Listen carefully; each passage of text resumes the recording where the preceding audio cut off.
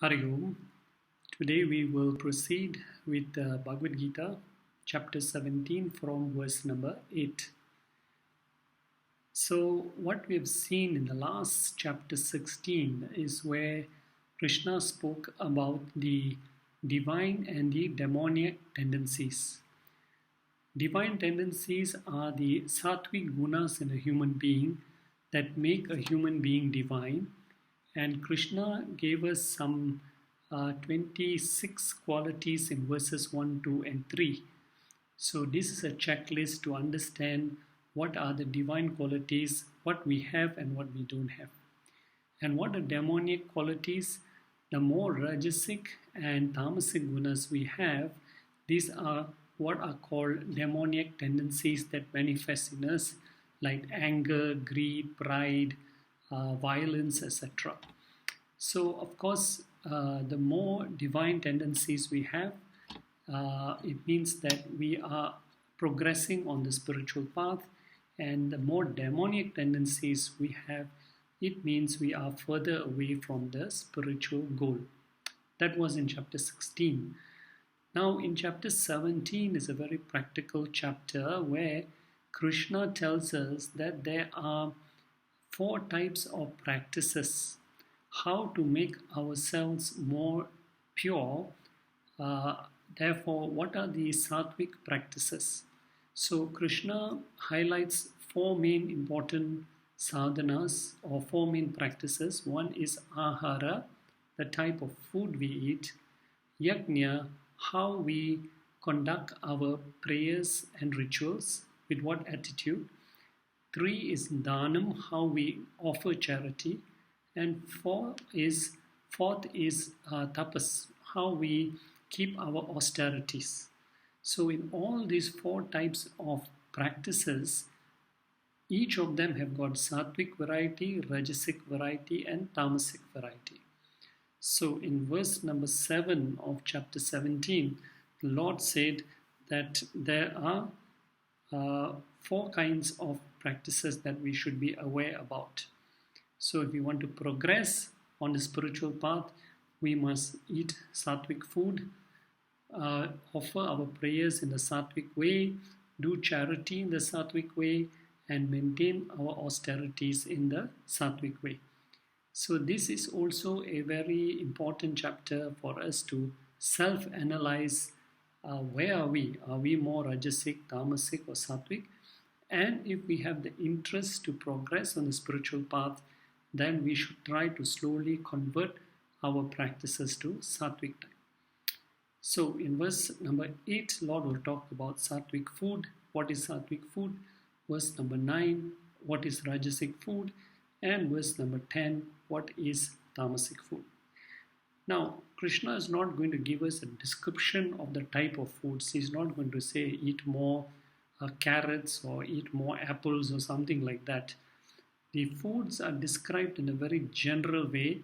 So from that, we have to try to understand what is sattvic, what is rajasic, and what is tamasic. So actually, how does food actually affect us? Does food really affect our mental capacity, our mental attitude? If we look at the foods that we consume, we know for a fact that if we consume oily foods or fatty foods, then the body tends to put on weight. So the gross part of the food affects the gross body. But our scriptures say food also has a subtle portion. The subtle portion affects our subtle body, which is the mind and intellect.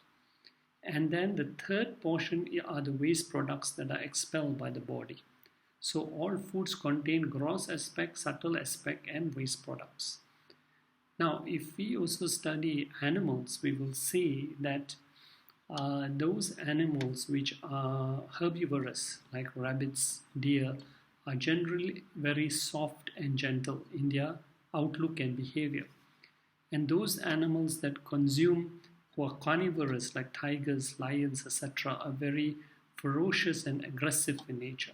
So food does have a relevance to our state of the mind.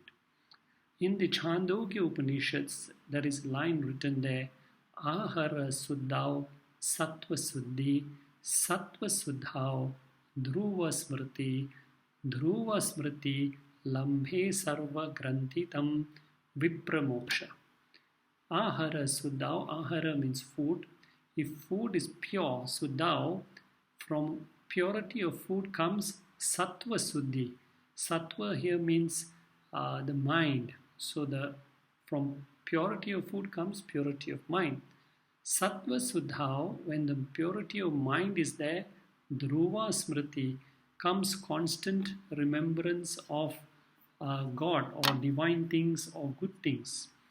And Dhruva Smriti, when one has constant remembrance of divine things, good things, what we call God, etc., Lambhe Sarva Granthitham, one becomes free from all bondages.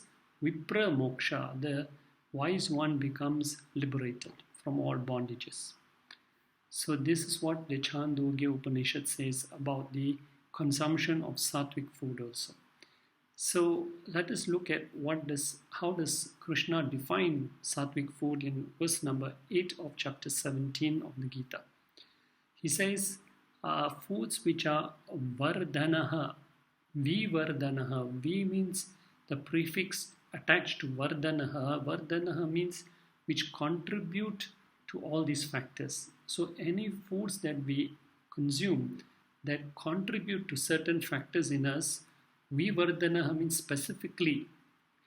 Lord says, what are the foods that we eat that contribute to these factors? Those are considered sattvic foods. What are they? Ayuhu. Ayuhu means that contribute to our long life. So that gives us good health, gives us long life. Those foods are considered sattvic foods. Number 2, sattva. Sattva here means which brings firmness of mind or purity of mind. So when it helps us to cultivate good thoughts, clean thoughts, pure thoughts. Bala, that gives us physical strength. So sattva is mental strength, bala is physical strength. That makes us strong, fit and healthy also. Arogya, that contributes to our good health, keeps us free from diseases. So generally food was in ancient times consumed to strengthen the body, to cure whatever illnesses that we had, and to protect us from catching any other illness. So food was consumed for this and only for these 3 purposes: to keep our body healthy, to protect us from any other ailments, and to cure whatever ailments we had. Food was not consumed just to please the tongue, which is what is the unfortunate case now. So arogya, good health to keep us free from diseases. Sukham means when we consume this food, it does not cause any discontentment, indigestion, what we call burning sensations in our mouth, in our digestive system. So it is very, what we call, after consuming, it doesn't cause us problems, okay, discontentment, etc. Priti, while eating it, it makes us feel very comfortable, very relaxed, etc. And what else about this food, this aspect of sattvic food? Sattvic food is food that is rasya. Rasya means that contains natural juices like fruits and vegetables. So they are juicy in their own nature. So vegetables and fruits have their own juices. Snigdha. Snigdha means oleaginous, means they are not dry. They contain some natural oils. Example, nuts, seeds, or any oils like ghee, olive oil, sunflower oil. These are all considered sattvic foods, and now even we are advised to eat all these kinds of nuts and grains and natural oils. Stiraha. Stiraha means they provide hydration or nourishment to the body, like fruit juices, milk, water, etc. Hridaya means they are pleasing to our senses, they don't have foul smell or they don't have impurities in the food itself. So these are the guidelines. Krishna says that are ahara, foods that are priya, these are the foods that are dear or naturally liked by sattvic people. So there's two ways to look at it. If we want to make our mind more sattvic, we have to gravitate towards these type of foods, fruits, vegetables, nuts, seeds, natural oils, ghee, etc. And or the other way is when our mind becomes pure, it naturally takes a liking to this type of foods also. So now if you are not attracted to these foods, then what we call, it means we are not sattvic in nature. And sometimes we have to, what we call, slowly cultivate our liking for such foods also. Okay. So just like exercise, not everybody takes to it immediately, but we know it is good for us and we should make an attempt to exercise frequently. So this is sattvic foods covered in verse number 8. Let us look at what are rajasic foods. Krishna says rajasic foods are those which are khatu. Khatu means which are bitter. Okay. Number 2, amla. They are sour. So bitter foods, sour foods. Lavana, salty. Ushna. Ushna here means hot in terms of temperature. Very hot foods, and we just consume it, that they literally burn our tongue. Tikshna means pungent. Okay. Ruksha, they are very dry. They are devoid of oil or natural juices. Vidahina, they are burning, literally like foods that cause burning sensations when we eat. Now, if we look at all these foods, we will think or we will say it's very difficult because all of us eat foods that are bitter, sour, have salt in it, and food which is hot, pungent, devoid of oil. All these are there. Some foods do cause certain burning sensations in our mouth. But we have to be very careful with the interpretation of this verse. If we look at very closely at the Sanskrit text, okay, there is one word which is embedded inside the Sanskrit text, which might not come out in the translation. And that word is ati. So it is there in the very first line. It is hidden there, ati. The word ati means excessively. And this word ati applies to everything that is described about rajasic food. So foods that are extremely bitter, extremely sour, extremely salty, extremely hot, extremely pungent, extremely devoid of oil, extremely burning when we eat them. So this is what it means. So it's not that we cannot consume foods which are what you call salty, bitter, sour. It's okay, but not in excess. And a rajasic person is someone who likes to live his life in excess. Everything he takes in excess. He's got greed, he's got hunger for everything in excess, more and more and more. So rajasic food is that which contains all this but consume in excess, ati. Okay. So what else about rajasic foods? These foods, when they consume, Lord says, pradaha, they produce various type of problems. Like what? Dukha, distress. At the time of eating, they cause burning sensations on the tongue, on the throat, and all the way down to the digestive system. That's why when we take excessively spicy foods, this is what is considered as rajasic food. Taking mildly spicy foods is not a problem, but consuming consistently excessive spicy bitter foods causes the burning sensation all the way when we are eating. Shoka, later after consuming, it causes indigestion, bloating, belching, all kinds of digestive problems. And amaya, later further long time after consuming these types of food, it leads to amaya, which means diseases like ulcers, gastritis, etc. Therefore, there is discomfort at physical, emotional, and even intellectual level as these foods they dull the intellect. There is no health benefit in consuming what we call excessive foods of this type. So the Lord concludes by saying, Ahara, such foods are ishtaha. They are very dear, very liked by who? Rajasya, people in whom Rajasic gunas dominate. So what is the advice to spiritually inclined people? Better you reduce such kind of foods. You may not be able to cut off totally, but at least slowly reduce your consumption of such foods. Now we come to verse number 10. Here Krishna gives a description of tamasic types of food. So tamasic foods in verse number 10 is described as yata yamam. Yata yamam means it is half cooked. Either it is not cooked properly or it is undercooked. But tamasic people don't care. They just eat as long as food is there, they eat. They don't care whether it is not properly cooked also.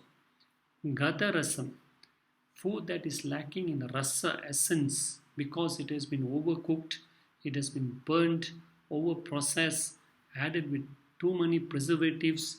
So anything that is what we call lacking in rasa taste, okay, and even fruits that we keep for too long, they change in color and the essence of the fruit is gone. We consume that food, that is a tamasic food. Puti, food which has gone stale due to keeping it for a long time, that has become foul smelling. So any food that is foul smelling, but tamasic people, they don't care, they will just eat without any consideration. So next description of tamasic food, paurushitam. Paurushitam is food that is kept overnight, has become rotten, stale, cooked the day before and consumed on the next day. Now, an uchistam, food that has been partially consumed by someone, somebody has eaten that food, left over, and then you take that food and eat it. That is called uchistam. So, now, many of us do have a practice of cooking due to our hectic lifestyle. We cook certain 2, 3, 4 dishes on a Sunday and we pack it in different containers and we say this is for Monday, this is for Tuesday, this is for Wednesday, and we store it in the fridge and take it out day by day. Now that is actually tamasic food. But yes, we may say, but that is our lifestyle now, we can't help it. The question here is that it's okay if you consume these foods once in a while. But if you have a habitual practice of consuming foods that have been cooked on one particular day and consumed over the period of the week, and you repeat this habit continuously, then you should understand that what you're eating, what you're consuming is tamasic food.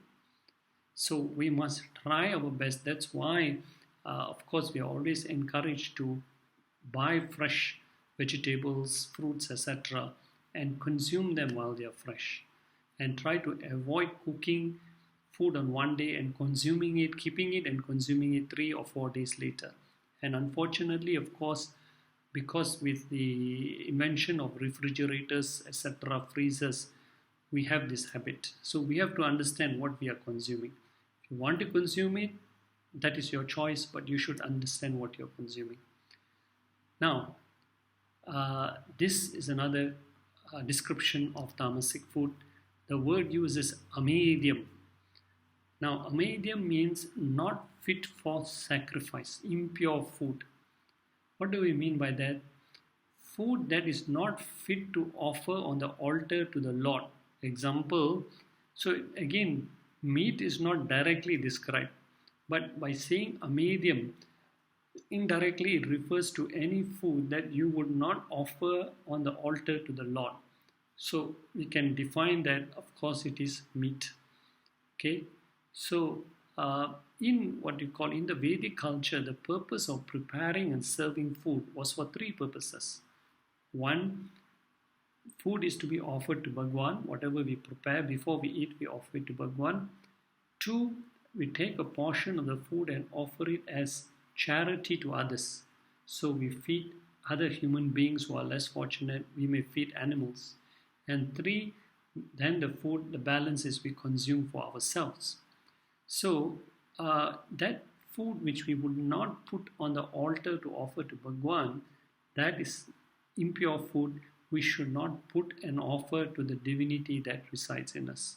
So by that you can conclude it is meat, it is eggs, it is alcohol, etc. All these foods are medium. Okay. So the Lord concludes by saying, Bhojanam, foods are naturally, these type of foods mentioned in verse number 10 are naturally priyaha, dear to tamasic predominant people. So again, we have to take notice, we have to be very careful and analyze the type of foods that we are eating also. Okay. Now that brings us to verse number 11. So Lord has finished describing about ahara, food, the three types of food. Now in verses number 11, he talks about yajna. Yajna means prayers, how we conduct our prayers, with what attitude. Verse number 11 is sattvic yajna. Verse number 12, rajasic yajna. And verse number 13 is tamasic yajna. So let us look at the three types of yajna. So verse number 11, Krishna describes the sattvic yajna. What is sattvic yajna? Any prayer which is meant for our and the family's spiritual growth, and also done for universal well-being. This is the motive of prayer. We can also pray for inner strength to face our karmas. Thus, all selfish prayers are avoided in sattvic prayers. Any prayer that consists of selfish prayers are not sattvic prayers. We may get materialistic benefit from sattvic prayers, but we never consider these as the primary purpose of our prayers. So the Lord says in this verse number 11, prayers done by akangshibi. Akangshibi means seekers who are of sattvic nature. Okay, and aphala. Phala means fruit or result. So aphala means prayers conducted which are devoid of desire for worldly results. Okay, so we pray for worldly results for ourselves or our family. Those kind of prayers are not sattvic prayers. They must be aphala, devoid of desires for worldly results. Okay. The other condition in sattvic prayers is vidhi drishta, which means in accordance with the ordinance of the scriptures. All the rules and regulations must be followed. So the purpose of sattvic prayer must be kept in mind. Okay, and the rules and regulations must be followed. Yastavyam evaha must be performed as a duty. You are not doing a favor to Bhagwan or favor to anybody by performing prayers and rituals. Yastavyam eva, it must be performed as a duty. It is my duty to offer prayers every day to Bhagwan. So Krishna had said earlier in chapter 3 verse 12, one who only receives from the world and does not give back is verily a thief. So to thank the Lord daily, to be appreciative of whatever we have, that is our duty to perform these prayers, to thank the Lord. So according to the scriptures, it is our duty. We should never ask, being our duty, we should never ask, what benefit do I get from doing all these prayers? Okay. And then the Lord says, such prayers should be done with manaha, the mind, which is samadhaya, fixed with full intention or attention on the very purpose of the prayer, that is to offer our thanks and pray to the Lord as to be grateful to the Lord. Okay, no selfish thoughts must be entertained. So the mind must be firm that such prayers are for internal purification, chitta shuddhi, and for the welfare of the world. Such prayers need not be elaborate rituals, but even chanting of mantras, saying a prayer at the altar or at the temple, as long as the right mental resolve is there for the welfare of everyone, that alone is sufficient to make it sattvic prayers. So the Lord says, Yajna, prayers, Yaha, which Ijjate is performed with all these qualities as mentioned in verse number 11. Saha Sattvika. Saha is considered Sattvic. So prayers done without selfish motives, without what we call fixed with full attention on the Lord, performed as a duty. So all these qualities given here make the prayers a Sattvika prayer. And what happens when we do more of this type of Sattvika prayers with the Sattvic attitude, we purify the mind. There is inner peace, there is inner purification. So now the Lord in verse number 12 speaks about Rajasic Yajnas. The word tu is there. Tu indicates another type of what we call devotee, okay, who performs yajna. Yat ijjate, which is ijjate is performed avisamdhaya, with a view. So prayers that are performed having a view of phalam, the fruit or result. The prayer is performed solely for purpose of attaining some worldly tangible benefits like power, fame, money, possessions, or even to attain Swargaloka. Okay, so when you die, you want to attain Swargaloka, there are prayers you can do, and also you want to have a better birth in next life, also there are prayers you can do. And Rajasic Yajna may follow scriptural injunctions, but the difference is in the attitude. So you follow all the what we call the methods of prayer according to scriptures, but the expectation is selfish results. And that downgrades the whole prayer from Sattvic to Rajasic. What else about Rajasic prayers? The Lord says, Yajnas that are performed with the intent of Dhambharatam, showing of religiosity to the public. So the purpose of doing these elaborate prayers and rituals is not for inner purification, is not for the welfare of the world, but to demonstrate to your friends and relatives that you are such a pure and pious and what you call spiritual person. So the purpose is to show off to the public, and there is a lot of ostentation. Money spent on decorations, making sure you have VIPs on your guest list, invitation to media, for all the wrong purposes the prayer is performed.